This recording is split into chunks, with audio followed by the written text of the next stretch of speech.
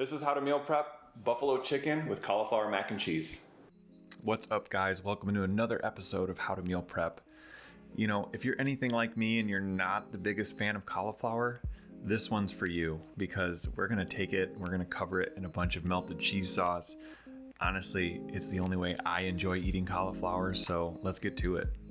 First, we're gonna start off by taking our chicken thighs and mixing that with some paprika, garlic powder, and salt. And just give that a good massage and make sure everything's evenly coated. Now, I went ahead and cooked my chicken thighs in an air fryer, but feel free to cook yours on the stove top, in the oven, whichever works best for you. I put mine in the air fryer for about 20 to 25 minutes at 375.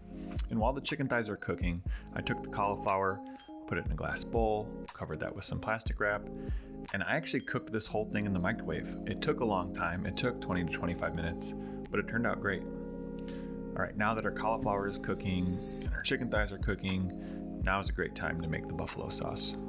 And for this, we're just gonna add our olive oil and our garlic. And for this, I really recommend you get a small pan or a small pot because there's not a lot of olive oil. We wanna make sure it comes in with the contact with the garlic so it gets nice and browned. And what I love about this method of making buffalo sauce is not only does it add like this nice roasted garlic flavor to everything, but the garlic actually acts as an emulsifier between the olive oil and the buffalo sauce so that when you blend it, you get this nice smooth sauce. Okay, this next step is completely optional, but I recommend you take a handful of chives and just give those a nice fine dice. I think it's just gonna make the dish look so much prettier. And I think especially when it comes to meal prep, and especially when it comes to eating your vegetables, it is so important to make it look pretty because we eat with our eyes and it's just gonna make it look that much more appetizing. So now that our chicken thighs are completely cooked, you're just gonna wanna take those out and just set them there until they're long enough to cool and then cut those into strips. Now, if you wanted to cut out about 100 calories, you could use chicken breasts for this recipe.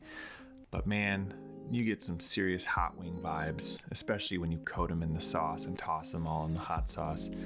These are just so good. So, I don't know. You save your chicken breast for another recipe. Leave the thighs. Next up, we're gonna make our cheese sauce, and there might be an ingredient in here that you're not too familiar with, and that's sodium citrate. Sodium citrate lets us melt the cheese and prevents it from getting clumpy. It's the same stuff that they use in Velveeta, so we're gonna use it here to our advantage, so that way we're not adding flour, we're not making a roux, we're keeping this gluten-free, and we're reducing the amount of calories. Just add all those ingredients to a pot and set it over medium-high heat. Now, you can do this next step completely over the stove, but I just brought it out to show you. You're gonna wanna add in your cheese while the water is boiling, give that a good stir, and whisk it till it's nice and smooth. I couldn't find my whisk, but dang, that looks smooth though.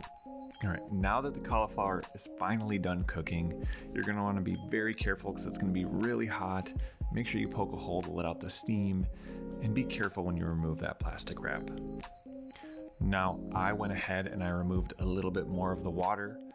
This is completely optional, but I just didn't want the cheese sauce to be watered down so much. Okay, now it's starting to finally look like mac and cheese.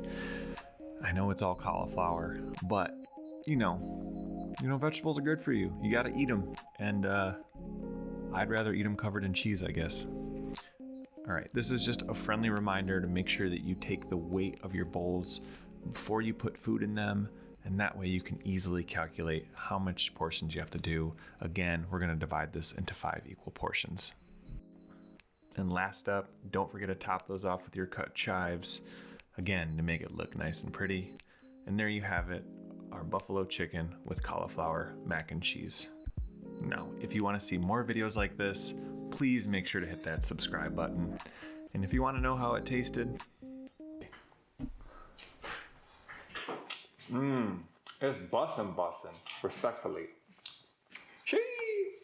yep, that pretty much sums it up. Cheers.